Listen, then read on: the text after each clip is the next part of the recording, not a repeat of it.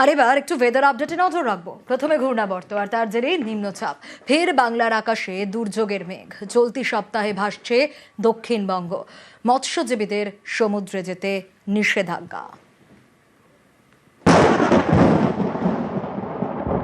চীন ও ভিয়েতনামে ঘূর্ণিঝড় উইফা আছড়ে পড়েছে। তার প্রভাবে উত্তর বঙ্গোপসাগরে একটি ঘূর্ণাবর্ত তৈরির সম্ভাবনা রয়েছে।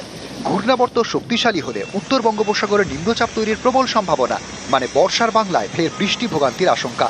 আবহাওয়া দপ্তরের পূর্বাভাস, নিম্নচাপের প্রভাবে বৃহস্পতি থেকে সোমবার ভারী থেকে অতি ভারী বৃষ্টি দক্ষিণবঙ্গে। 27শে জুলাই রবিবার পর্যন্ত মৎস্যজীবীদের সমুদ্রে যেতে নিষেধাজ্ঞা।